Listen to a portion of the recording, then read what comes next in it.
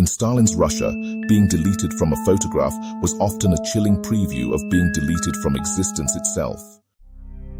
Stalin understood a terrifying truth. Those who control images control history.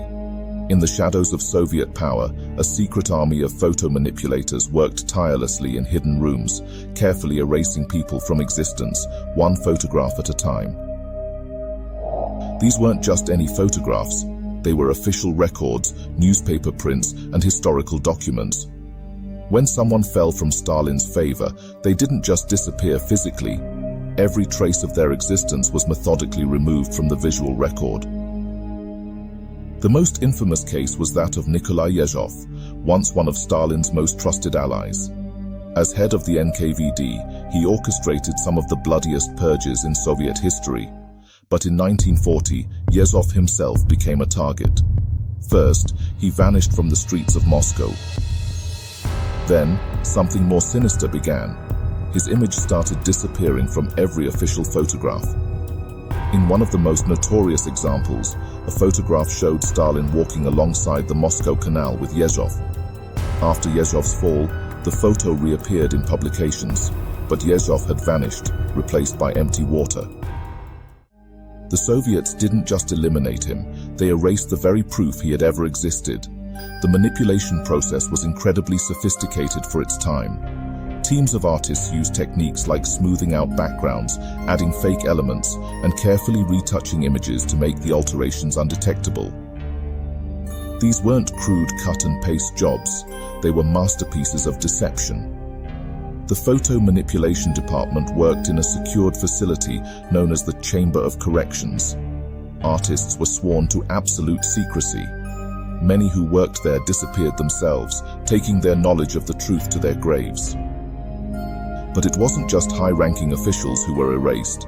Anyone deemed an enemy of the state could vanish from family photos, group portraits, and historical records.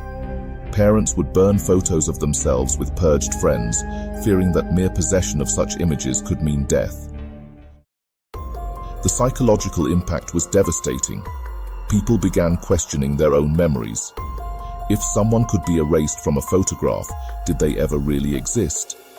The Soviet state wasn't just rewriting history, it was rewriting reality itself. The practice became so common that citizens began to joke darkly about photographic graves, images where groups of people gradually disappeared, one by one, until only Stalin remained. These photographs became known as mortality spreads. Perhaps most chilling was the detail that some photo manipulators were forced to erase their own colleagues, knowing they might be next. The very tools they used to erase others could one day be used to erase them. This systematic manipulation of visual history continued long after Stalin's death. When the Soviet archives were finally opened, thousands of original photographs were discovered alongside their altered versions, silent testimonies to a massive campaign of visual propaganda. The Soviet photo manipulation program wasn't just about altering images, it was about controlling memory itself. In Stalin's world, the camera didn't just lie, it became an instrument of terror, turning the simple act of appearing in a photograph into a matter of life and death. This dark chapter in history serves as a haunting reminder of how powerful images can be in shaping reality, and how fragile the truth becomes when those in power decide to rewrite it.